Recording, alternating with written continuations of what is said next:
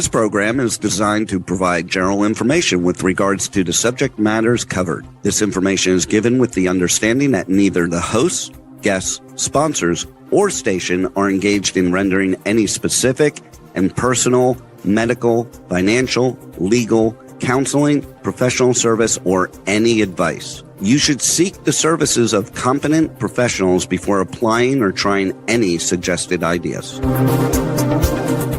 The information contained in this podcast is intended for informational purposes only and is not a substitute for individual professional legal advice. The podcast information was carefully compiled from vetted sources and references. However, Rose Resources Outreach to Safeguard the Elderly cannot guarantee that you will not fall victim to a scam. Let's talk about scams. It's the must-listen show for anyone who wants to protect themselves and their loved ones from scams. Every Tuesday at 8 a.m. Pacific Time on K4HD Radio, Joyce Petrowski, founder of Rose, and her guests will provide valuable insights and practical tips on how to recognize and protect yourself from scams. And now, here is your host, Joyce Petrowski. Welcome back, everyone. I'm Joyce Petrowski, founder and board president of Rose Resources Outreach to Safeguard the Elderly. You can find more information on our website at roseadvocacy.org. You'll find our social media links on the homepage, and if you scroll all the way to the bottom, you'll see where you can sign up for the newsletter. We do one via email, has a lot more information, but we also do one that we send in the mail, realizing that not everybody likes to get their information and read it on email. So you can sign up for one or both as a way to continue to get this scam prevention education and to help build your healthy skepticism, because you need that in today's world with how rampant the scams are running. So today we have a guest. His name is Erin. He has been in the cybersecurity industry as a leader for a number of years, and he's going to share his experience.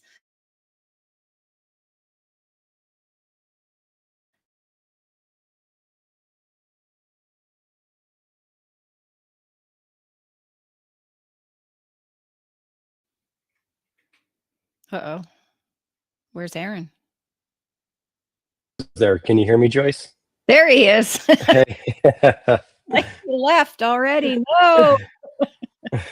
How are you? Yeah. Good. Thanks for having me. I appreciate it. Yeah. So when I introduced you, I mentioned that you've been a leader in cybersecurity for a number of years, but you're here to share your experience with one of your loved ones being a scam victim, and how it's affected your relationship, your family, and all of that. So let's start with just giving whatever you feel comfortable with, the background on the scam and your loved one. Yeah, absolutely. Yeah. So this started a number of years ago, and that's actually how I came in contact with you and found Rose, because it became one of those things that was incredibly frustrating to see happen to a loved one, and especially being have worked in cybersecurity and led teams, and just the resources that are simply non-existent and not available out there, because this is really comes down to, it's really not a technical problem, right? It's a human problem. It's an emotional problem. And so, for us, it started a few years ago with my father-in-law, and it starts really small. And so I think the thing to think about is like just to notice those little red flags that come up. And so for us, it started maybe 4 or 5 years ago. It was right around COVID times. I remember really specifically because it had started right leading up to Thanksgiving. Okay. And we got a kind of a weird exchange text message where he had asked for, hey, I need a little bit of extra money or whatever. I'm going to be, because our loved one, my father-in-law, was very dedicated to a church, very involved, constantly, working on projects with the church to, feed the needy. And so one of the things that came up was that he said, can you maybe send me $200 for, we want to buy some turkeys or whatever it was that we're doing for this thing. Right. And we didn't think much of it at the time, but like in the back of your mind, you're thinking, oh, it's kind of a strange thing, right? Because normally very disciplined, fixed income, but very disciplined, very good with it. Right. And thinking back, you start to think like that should have been a bigger red flag to pick up on. So, noticing something like that was out of the norm, was was a red flag that we probably should have picked up on at that time Ah. and drilled to in a little bit more. Yeah, it's like you said, your father-in-law was very disciplined. He's on a fixed income, which a lot of older adults are on a fixed income, and he was very disciplined. So he had a budget and he stayed within that budget and all of that. And so being scammed would have been probably your last thought, Exactly. and he was very involved in his church and helping those less fortunate and all of that. And so you're like, okay, well, it makes sense that he's going to be helping people with turkeys at Thanksgiving time. Yeah. Was Yeah. there another, after that, was there something that made you start to want to dive into it deeper?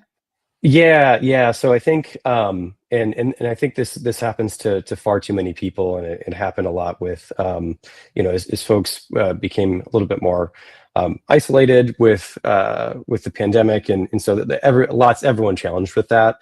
Right. And one of the catalysts that really kind of accelerated our awareness and concerns with what was going on was his wife had passed away, and so we were.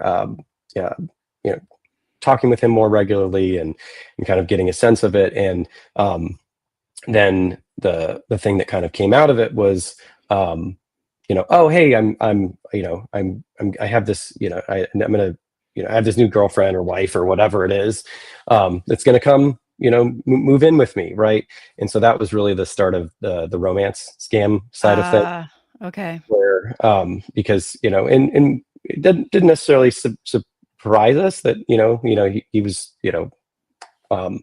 very dedicated to his church and companionship and all those things, and we thought, oh, it's quick, but like, okay, let's learn more about it. And then Right. At that point, once we learned a little bit more about that, he started opening up and sharing, and then you start to realize that you're um, in the midst of a pig butchering scam, because it's it kind of followed all the same patterns of oh, they're going to come move with me, oh, they can't move, there was a car accident, Oh, yeah. and now they're in the hospital, we just have to send some money to release them from the hospital. And so in those situations where it's really challenging. And then that's where I started doing the research to try and find, like, how do you talk to someone with this? Because there's no reasoning, right? Because in Right. their mind, that person's real, right? Like, that's a loved one that they Absolutely. care about, that's in the hospital, that you're saying, hey, Absolutely. that's not a real thing, right? And the thing that we always tried to be delicate about was not to upset or push away, and just kind of lead Mhm. with some empathy, because Right. the second that you take a hardline stance, and my wife is way more empathetic than me and better than it. So, I am more direct in a lot of those senses, but the second that you go direct and you say this is not real, this is bad, you risk the chance of getting shut out, right? And so you Right. see that all the time across these instances where people isolate themselves from their family because they Mhm. are so ingrained with their scammer that's just Right. grooming them constantly, right? Exactly, right? So, I mean, did he ever come out and say, like, how long he had been engaging in conversation and relationship with this person? Because you know, we always say with the romance and the pig butchering and stuff, there's grooming involved, right? And Hmm. the longer they're in it, the harder and harder it is to try to get them to understand, while yes, this person is real, they're not who they say they are. They're not in the hospital. And Hmm. Dr. Martina Dove was on last month, and she even said, you know, people have to understand that the groomer is a real person. It's Mhm. someone that the victim believes, has invested a lot of time with, and it's extremely difficult to change their Oh yeah. mind. Oh, 100%. Especially, it becomes much more challenging in a remote situation where we live in different states. Hmm. And so, we live for those few moments where either we travel to go be there, and we had done that a couple times, and I'll kind of explain and talk about that in a second here. But this was with him all the time, All the right? time. Yeah. All the time. Yeah. And it's just, yeah, a constant stream of messages and contact. And but to your original question, because we later kind of found out that I think it had been going on prior to that, where there was some inheritance things kind of going on, Oh, um, okay. that had led up prior to that, of like, because he had, right around that same time with the Excuse me. romance scam situation. He'd also sent a link that said, "Oh, what do you think of this house? Oh, it's going to be mine. It's Oh, wow. it's Okay. going to be inherited, right?" And so, with many of these situations, you become you're a target rich environment. Your phone number becomes available, Hmm. and he was just getting propagated with multiple different types of things. And so, And he so we was think it was vulnerable happening because before. he had just lost his wife, right? Exactly. And Yeah. we think it started kind of leading up to that, prior to that, but then just had, exponentially gone up after that. And so, yeah, and then it got to the point after kind of those conversations, the Thanksgiving thing, the the inheritance house situation, the romance scam, and the hospital thing. And then it finally reached to the point. It was like June or July, where we got the phone call that, hey, actually, I'm gonna lose my home, right? So he'd owned his home outright, Oh, um, but the land fees and the homeowners association, things like that, had gotten to the point where that wasn't being paid for multiple oh, months on okay. months on end, where the terms of his, the community that he lived in dictated that Right. his house was going to go up for auction if he didn't settle up Wow. those things. And so, um, when we got that phone call, we'd sort of been aware and having those conversations that, we knew it was, you know uh, absolutely, I'm not going to, send you a check, I'm not going to wire you, because I don't know where it's going to go. Yeah. So we got in the car, drove, and went there in person to, physically, we physically hand delivered it to the, the correct agency, Right. right, that was, Right. that was responsible for the thing. Because at that point, then, I'm a very much, trust but verify, but still not Right. trust anyone, right? Right. And so Verify then in those, trust.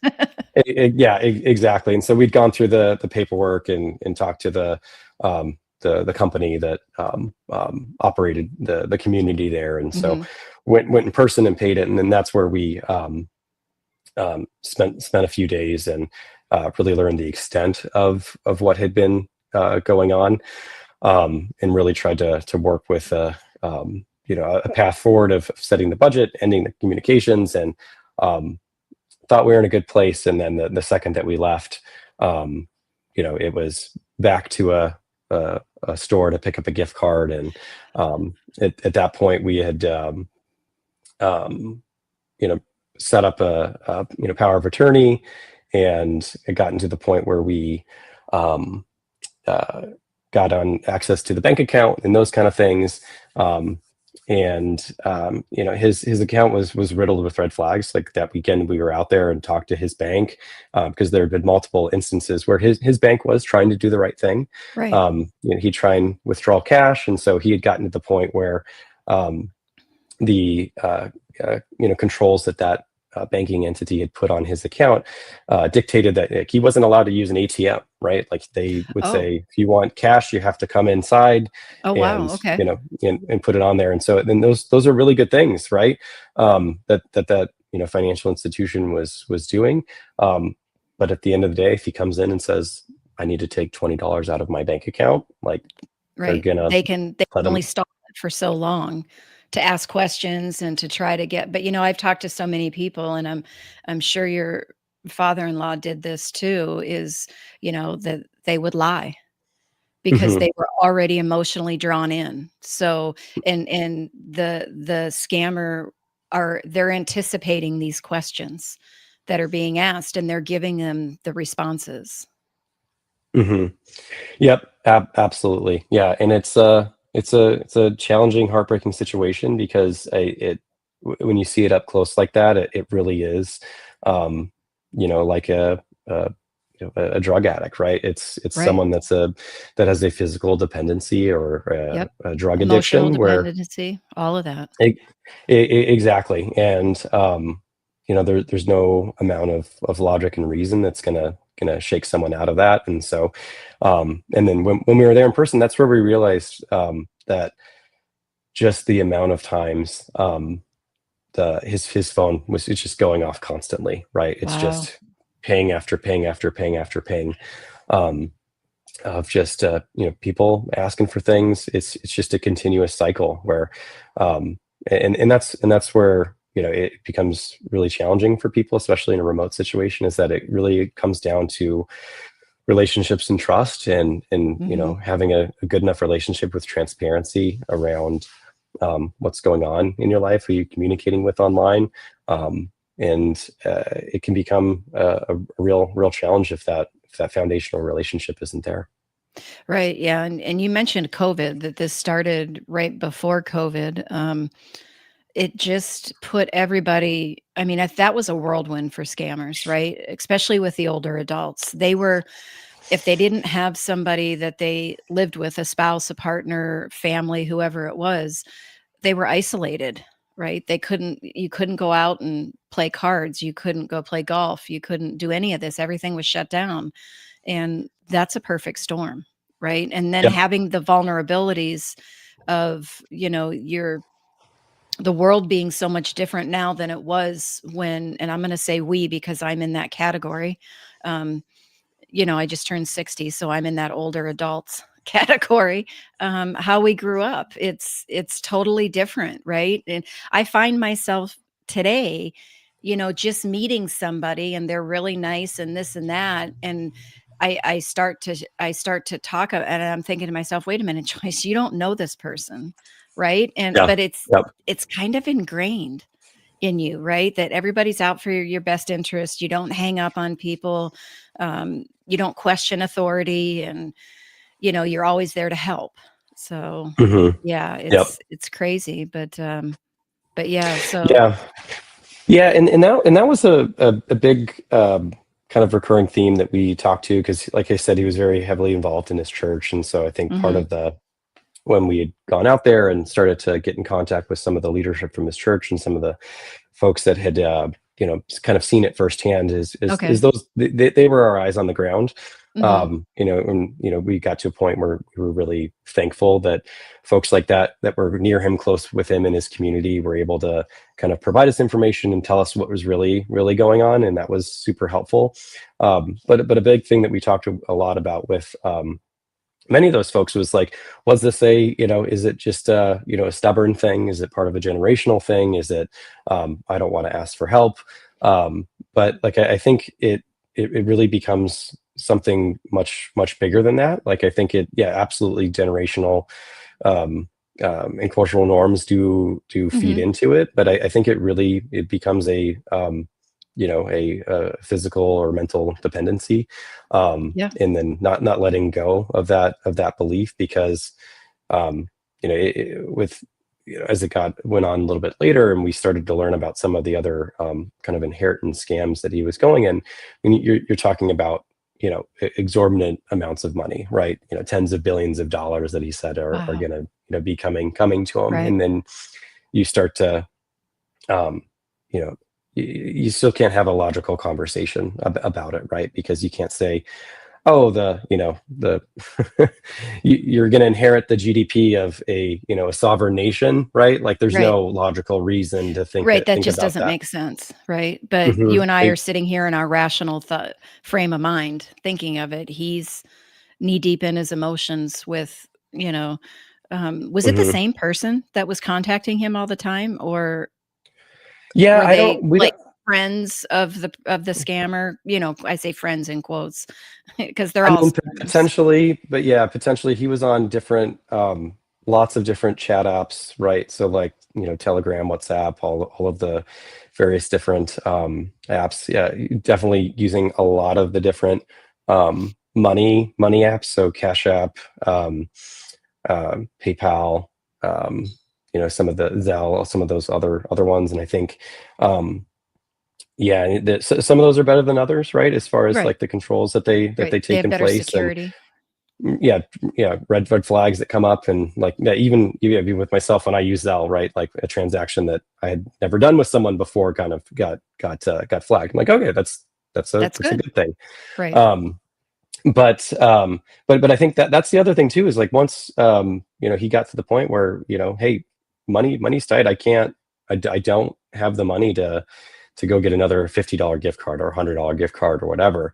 And that's where we started noticing, like, hey, you know, there's a stack of, like, and he showed us, there's like a stack of, you know, 25 different Cash App debit cards that had come in. Oh, Like, oh, I wow. have all these different Cash App cards. And so it got to the point where he was moving there's instances where, and this is a common thing, right, where maybe that victim has become, the well has run dry, right, Hmm. that it's the resource has been exhausted, but there's still some type of use for the scammers, where they're then saying, all right, well, fine, I'm going to send you this money, it's going to go to this, and then I need you to go send it over here, right. Wow. So um, the money and mules. so exactly, right. Yeah. And even physical, right? Like, we've heard that time and time again, of like, hey, there's a package coming, right? Right. You're Yeah. gonna pick it up, and then you're gonna deliver it to this place. Yes. And they become, um, not only a victim, but then another part of the scam itself against others. Right, because that's illegal, right? And Hmm.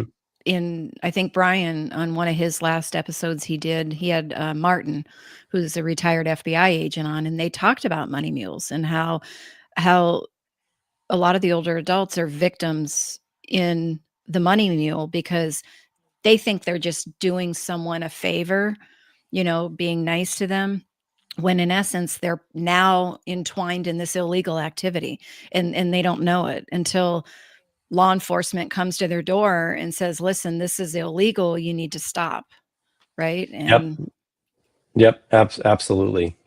Yeah. And yeah, it's a challenging situation, and I guess to, the path that we followed with him, got to the point where, maybe a year or so afterwards, after this kind of continued, we, helped to save the house the first time, and got to the point where it happened again, where the bills weren't being paid. Hey, I'm going to yeah. lose my home, Oh, geez. um, and that's where you have to make a really difficult decision to say, we're going to treat this like a drug addict, right? Like, Hmm. we love you, we can help you, we can support you, but like, not under the same constraints that we're operating in, because we're just, we're repeating the same Right. cycle. And so, and ultimately with that situation, he did end up, just losing everything, right. And so um to this day, that he's, you know safe and around. There's still people in his community that are helping him, but it's still going on to this day. Oh, he's still engaging, and Hmm. wow. Yep. And so, yeah, and it's challenging, because I think, it just has to get treated like a mental illness. Folks need to be able to get, intensive behavioral therapy, to be able to realize, and again, going back to like what I said of finding Rose, and coming on the board here, and being able to help with the mission, is because Right. there's a real lack of resources, right? When something like this, especially someone like myself, who's been in cybersecurity, and seen these, various scams and attacks on a daily basis, um, and then to just kind of feel helpless. You're like, what do you do? How Right. do you help this person? And then I try to look at it from a logical problem solving perspective, and it has to be attacked with a behavioral therapy, empathetic approach to be able to Right. address it, right? Because it's not a, there's no amount of technical controls that you can put on your life, right? Everyone's Right. got the bank makes you put multi-factor authentication to log into your accounts. Right. The lots of people use password managers, right? People Right. don't use the same passwords, but again, it's not someone that's breaking into your house and No. smashing a window and then coming in and stealing all your things. It's you opening your door, welcoming someone in, Exactly. You are and then willingly giving him this. Yeah. exactly, yeah. And that makes it, I've read a lot of stories where the victims are like, why didn't the bank stop this? Or they've trying to go back to the bank to get reimbursed or get their money back. And it's like they can't, because you willingly gave this money away. Yes, you were under, and I'm not a psychologist. Martina would know the correct term, but maybe emotional distress or something Mhm. like that. But at the time, right, we've asked you all these questions. You gave us answers as to what you were doing with the money. And in the end, it's your money, right? And unless somebody has power of attorney, or someone's on the account with you, or I mean, I don't know what all banks, I think their hands are tied to a certain extent. Um, Mhm. there's Yep. probably more things that can get implemented in the future that would make it more of a deterrent. But like you said, at the end of the day, if it's the person's money, and if they want to get it out and they're going to lie with some excuse, then they're going to get the money to do with it as they please, right? Mhm. It's really difficult. Yeah. And that's why getting, so like what we tell people with Rose when I'm in these presentations, our goal is to get you not to go to the bank, not to go to the ATM machine, not to go to the store to buy the gift cards, because once you do that, you're already in that emotional state, and Mhm. you're just going to lie in order to get the money, to do what you need to do to get somebody out of trouble, to get your prize, to help your girlfriend or boyfriend, or whoever it is. Mhm. And so that's why I think what we do is so integral. It's to get people to understand, one, that these scammers are out there, and Mhm. the world is so much different now than it was back in the 70s and 80s. And you lifted up your cell phone before. We tell people, listen, this is not just a phone. If Mhm. this is connected to the internet, it's a mobile computer, and you have to treat it as such. Mhm. With the antivirus, anti-malware, and you have to know that your number's out there. It's out there. Scammers know your phone number, and they're very good at what they do. And so engaging with them, you have a short window to stop it before you are Mhm. in essence sucked in, and you're doing exactly what they want. So, and social engineering, I don't know if we talked about that. That's exactly what you were talking about, was the Mhm. emotional exploitation and the social engineering. And you said it's not a technical issue, it's a Mhm. human issue, and that's the social engineering part of it. Yep. Yep. And which is so difficult, and you've lived through it. And if it started back around COVID, you've been going through this for over 5 years. Yeah. Yeah. And I think, and as you were saying this, I was kind of starting to think about it. And is anyone else out there that's dealing with this, or going through it with a loved one?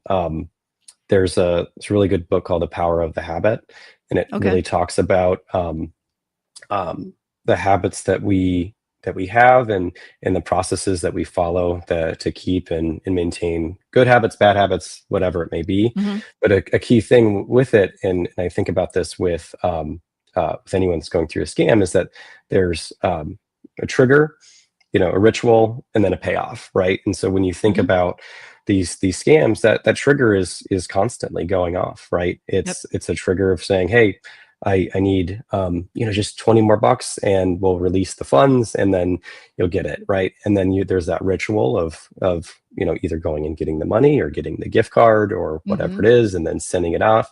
And the scary part is that payoff is the hopefulness, right? Is the payoff is Right. is almost part of that ritual of like, oh gosh, I did it. I'm gonna get to meet my loved one now. I'm gonna get this large inheritance. This house Mm-hmm. is gonna be mine, right? And then the cycle repeats itself, right? And so I Right. think that's something that they've really, really keyed in on.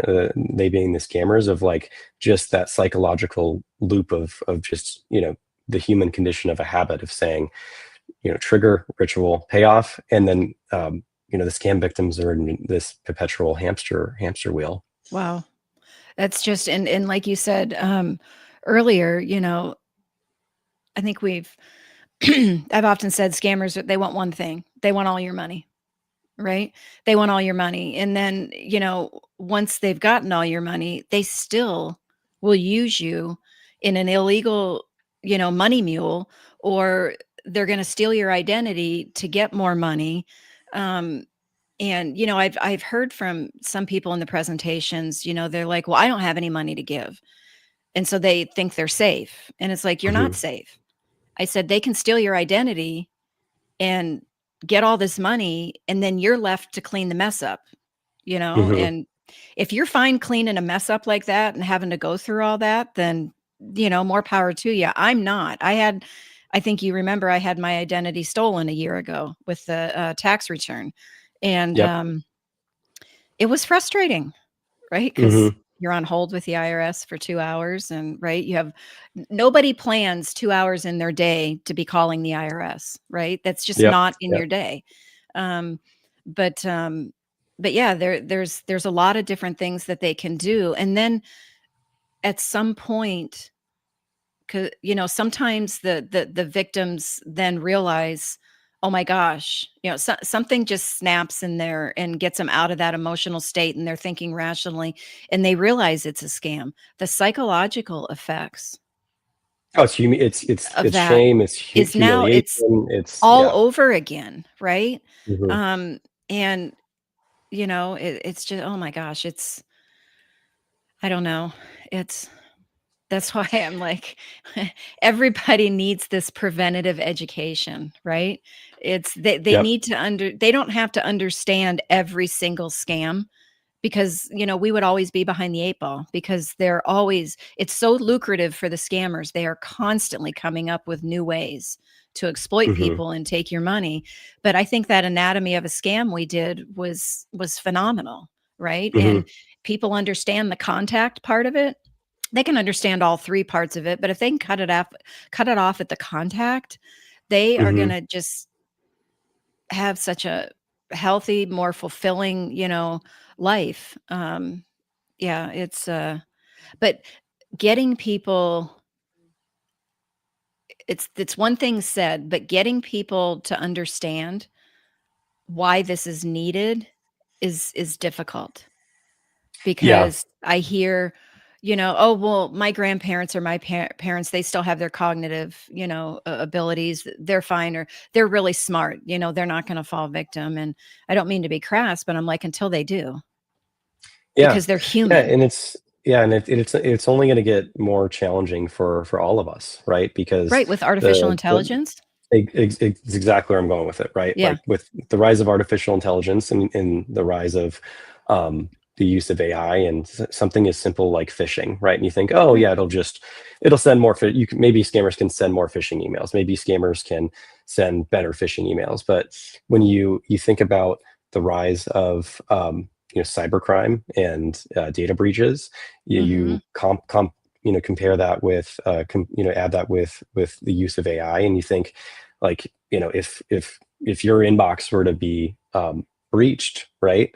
Right. Um, all of your sent emails contain your voice, your tone, how you Mhm. communicate. All of that can be taken and put into an AI model, and we can have a joy spot, right? Yeah. And then that joy spot can write any phishing email in your voice, in your tone, Yep. just as good as you could, right? And Right. that's the kind of things that are concerning, is that because we all laugh at the past phishing emails where things are misspelled, and Right. the tone is wrong, and maybe you can tell that maybe English isn't the first language, or there's just those little nuance things. AI completely changes all of that, right? Like there's Absolutely. all of that goes away. Those little Yep. little breadcrumb trails that maybe you're not talking to the same right person that you're talking to Right. completely go away. It's the same thing with videos, right? Like Hmm. you think about a legacy romance scam Hmm. where you're They dealing would with never want to stolen come on video. photos. Exactly, right? Right. And all of that is sort of negated now, right? Hmm. And that's the one of the scariest things about it. And I think it just kind of goes back to what you were saying, is that prevention awareness is it's one of those things where an upfront investment in prevention and awareness is better than any cure, right? Because Absolutely. once the act has occurred and the scam is already active, it's going to be infinitely harder to rectify that situation. Right. Right. And it's I think I don't know. I think there's a lot of people that in their subconscious, they think, well, that'll never happen to me. Or if they're, you know, um, at a independent living, community, they're like, oh, well, that'll never happen to our residents. It's like, it probably already has. And if you're Yeah, it is, and thinking, it has. Yeah. right, and if you're thinking that'll never happen to me, you're now one of the more vulnerable ones because you're going into it thinking it'll never happen. You are now more at risk to falling victim. I mean, I had a friend of mine who is one of those Google experts, right? Never thought he'd fall victim to a scam. He fell victim and lost a couple $100. But he was like, he goes, I'm on the computer 24/7. I do this Google, right? And I'm like, you're human. You were excited to do the survey because you thought you were gonna get this prize and you wanted that prize.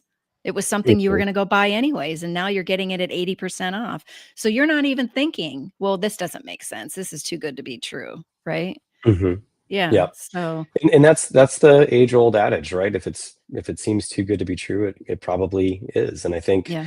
um, I think one of the things that maybe we could have done a better job with, or anyone could do a better job with, is just um, just enforcing the thought of like a trusted contact, right? Like Mhm. if someone is reaching out to you, um, blindly, right? Like it's the same thing with children, right? Like there's a ton of really really good controls that Apple and Android put in place to support trusted contacts, right? So when you set up a phone, watch, iPad, whatever for a child, you can set up the concept of trusted contacts, where in order for someone to be able to communicate with that with that minor, they have to be authorized. That has to go through an approval process. It has to be an email or phone number that Mhm. the parental guardian says, "Yep, absolutely, you can." This is Billy or Susie's phone number or Right. their email, and you put them in as authorized contact, and anyone else just gets deny listed. Yeah. And that's something that, as a general concept, that everyone should think about, is like if get a text message or um, social media message that just not going to respond to that, right? Most people shouldn't. Right. Right. Wow. Wow. That's I was just thinking back to what you were talking that your father-in-law is still, as far as you know, involved in it, but has lost his home. Thank goodness he has people, friends, church friends where he lives that are helping him, and that you guys have contact with, so you can keep tabs on what's going on. But wow, I'm sitting here thinking, well, what is there just some way to say something that's already been said that maybe will, for lack of a better term, snap them out of it, right? But Hmm. Yeah. that's tough. Yeah, yeah, That's really and tough. it takes, yeah, it can be really tough, and I think the other piece is that it takes, to your point, you often ask yourself that same thing, is like, what can I do differently? What can I do to snap them out of it? And I think that's another piece that it takes a toll on the loved ones Hmm. that are involved, because they think constantly like, what can I do to stop this? What can I do? What could I have done more? And you end up in this kind of self shame, self blaming cycle, where in all reality, like, it depends on where they are in the state of the scam, but like, Right. there's not a whole lot that you could have done, because again, it's exactly like a drug addict, right? Is that Right. just like you can't, they say you can't get sober for other people, or you can't, stop doing Right. drugs for You other have to people. do You it have for to do it for yourself. yourself. Right. Exactly. Right. And I think that's the same mindset and methodology that folks need to think about with scams. And so, but still at the same time being supportive and helpful, and being there emotionally for someone, and caring for them. But at the same time, there's no amount of reason or logic that can get through that Yeah. barrier. And I think that's difficult for some people. It puts them into, they might start leading with empathy, but then I think frustration comes in, and you have to be very careful with that, because you're thinking reasonably and logically, they're not, right? Hmm. They've been brainwashed, right? To think a certain way, and the scammer that they're dealing with, like Dr. Dove said, is a real person. And to Yeah. them, it's one of their trusted people, right? Yep. Just like a family member might be a trusted person, just like a good friend might be a trusted person. Um, the scammer is one of their trusted people. And um, although I hate to see, families have a rift between them, but I can also see where someone can get really frustrated with it. Yeah. Yeah, and then that's a totally normal feeling to have with it, because it is incredibly frustrating, right? Because we go back to the logic and reason of it, and there is no logic and reason. Sometimes it's that trusted person, and that can be, it can be devastating to a family, right? Right. Because you see a loved one, and you think like, you know they're trusting this random person on Telegram over Mhm. me, right? Right, And that can yeah, be like emotionally devastating, and have really deep impacts for the rest of the family. And everyone deals with that differently, but it can be really emotionally challenging to see someone going through that. And then you like I said before, you start to kind of blame yourself, and you get concerned that, what could I have I done more? Why does this why is this loved one believing someone else yeah, over me? And it really goes back to the, you know this this phone is with them right, constantly. all and the and like I time. said, going back to when we were out there with them, just the amount of once you're in that cycle for scammers, and they have a victim on the line, they're going to do everything Absolutely, to keep them engaged, right? right. It's strong calls to action, strong hooks. Like, it's like I said, its phone was buzzing constantly, Constantly. um constantly. Right, they keep that constant contact. That if they're not texting, they're calling, they're on, like, Telegram, WhatsApp, because those are, I know WhatsApp is encrypted, I'm assuming Telegram is as well. Those are those encrypted apps, which, part of our presentation is if you're sending personal, if that's the only way that you're sending personal information, those apps are encrypted, right, to be able to use those. But then again, just like this technology is out there for good for everybody, and artificial intelligence was brought out for good, right? And it's Mhm. available to scammers. And they doesn't take them long, but they figure out how to use it to their advantage. I think Bill had something a year or so ago, a slide that actually showed that cybercrime was like the third, when they list the industries that make the most money in the year, cybercrime was like number 3. Oh yeah, yeah, makes total sense. And Yeah. Yeah, I mean, I think that's the other thing when you have these conversations with loved ones and you think, who am I communicating with and on what platforms, right? Because same thing, Facebook Messenger is end-to-end encrypted. Hmm. But then it comes down to who are you engaging with? How did they come into contact with you? And then why are you engaging with them, right? There's all of these different, encrypted messaging apps.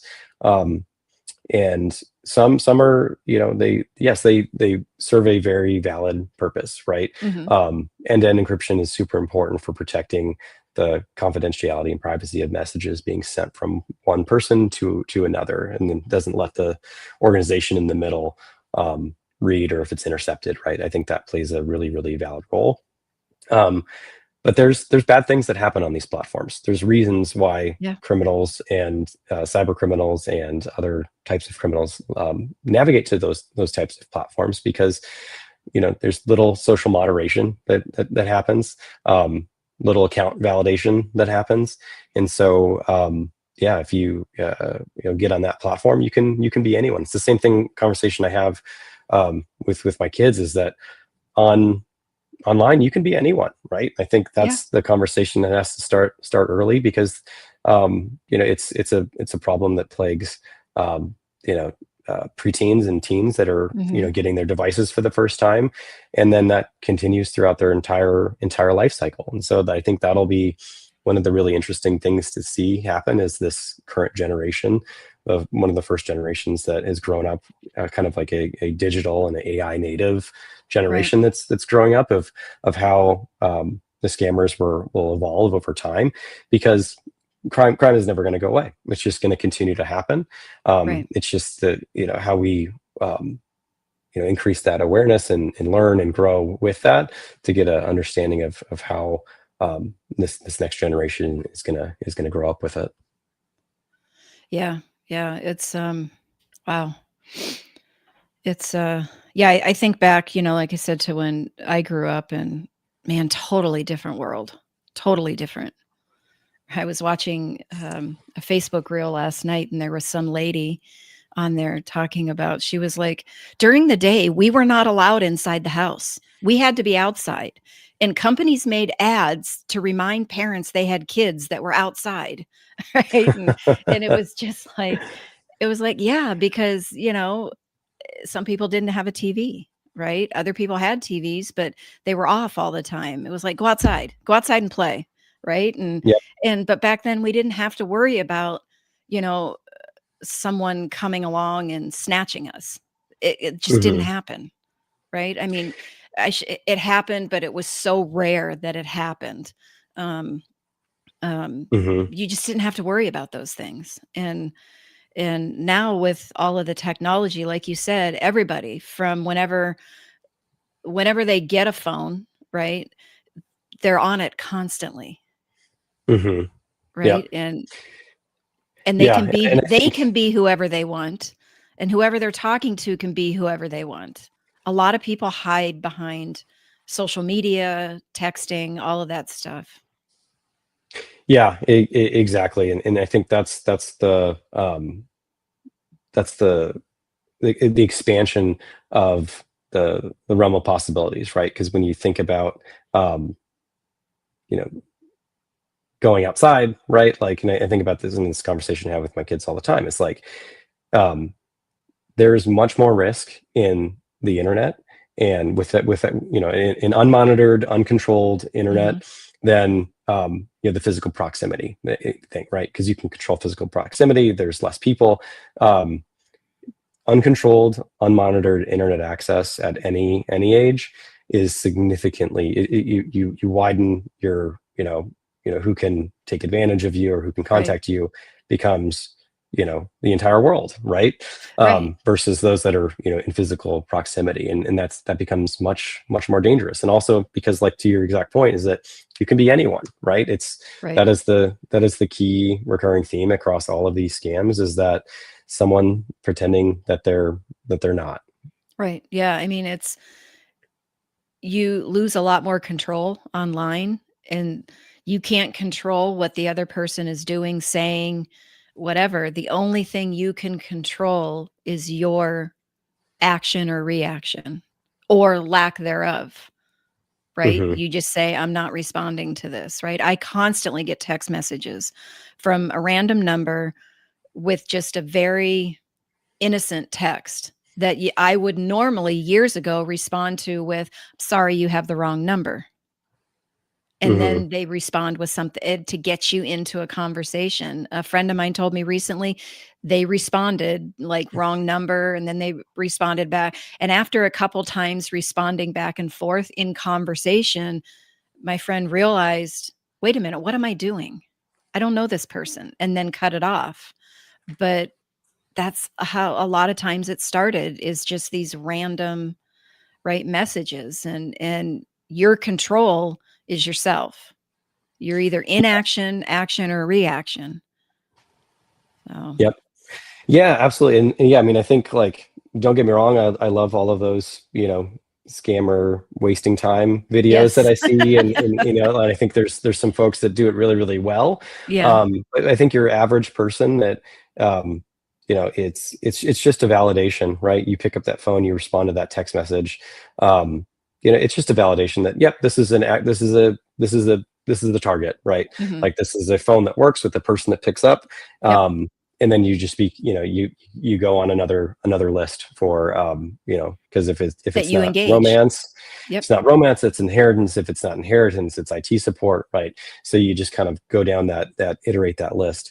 Yeah. But yeah, that's the thing. It's like, yeah, like I said, don't get me wrong, I love all of those videos. I think they're good. I think there's some folks out there on YouTube that make really great content, Mhm. specifically around that. But I think your average person that it's better to, like, just like I said, with setting up a phone for your kids, is setting up a trusted contacts list that just deny lists everyone that you haven't approved, right? Yeah. That's the model that many companies have gone to, right? Is just a zero trust mindset and Yeah. methodology of deploying technology that just is, you assume breach, you Yep. assume scam, right? Like, you just Yeah. build your life in this model of this is not a trusted contact, I don't know this person. Just filter that out of my life. Like, Right. I think that's one of the mindsets that we just have to adapt. And And and that's all part of the healthy skepticism, right? You don't have to then get farther into it and start asking, then going back and verifying and all of that. You're just like, nope, don't know this person. Zero trust. Get rid of it. And if you, like you said, you get on a list, you start responding, you get on a list that it's a valid phone number. Somebody will answer, will respond back to you. And scammers are so good. You might not fall for the romance one or the inheritance, but guess what? You fell victim to the IT support. They're just going to keep hounding you and hounding you and hounding you. And yep, exactly. and they're going to get you at a time where you're not thinking clearly, and you're going to click, you're going to call a number, and you're just knee deep into the scam by that point. hmm Yeah, Yeah. and I think you hit on a really good one there, that folks should also be aware of if they're talking with their loved ones, or even for themselves. Is like, if there's that strong call to action, with that immediacy, that should be a red flag, right? That should Mhm. always be a red flag for anything. If they're saying, "Hey, I have you on the phone right now. You got to do this thing right now," Yeah. that is absolutely a red flag. And so, and you see this with, and then we talked about the use of AI and voice Mhm. modulators and videos and those things, and that'll continue to get worse, right? You hear about these horror Yep. stories of, hey, the kidnapping scams, right? Like, hey, you hear a voice that sort of sounds similar to a loved one, or whatever it Mhm. is, and there's that Or strong call to sounds just action. like the loved one, right? Exactly. And so the use of AI is going to continue to propagate that and advance that. But understanding that strong call to action is a huge red flag. Yeah. Yeah. Well, I was just looking at the time. We are just a couple minutes out before Juan is going to get in the chat and go, you need to wrap it up. So, thanks, Erin, for coming on and sharing your story. And I'm going to say some prayers and hope that your um, father-in-law is able to realize the scam and get his life back on track in a good way. Yeah, Yeah. absolutely. And I appreciate that. And yeah, for anyone out there listening, just talk to your loved ones early and often, right? You can start as Mhm. as young as your nieces and nephews and children. And I think like we talked about before, the whole reason I became involved with Rose, because as a security professional, I felt helpless and I didn't know where to go. And these resources and education and awareness are fundamental to preventing this. Mhm. And so, but we can't do it all. You can't do it all. We have Right. to enable everyone to be able to have those tools and resources to go have conversations just like Right. this one, to be able to educate and make aware, so folks um, start to have that in the back of their mind as Right. they go through their normal daily lives. Right. Right. Absolutely. All right. Well, thank you again, Erin, and um, I'll see you in a couple weeks at the board meeting. Yep. Yep. All right. All right. Thank you. Thanks. Bye-bye. Bye. Bye.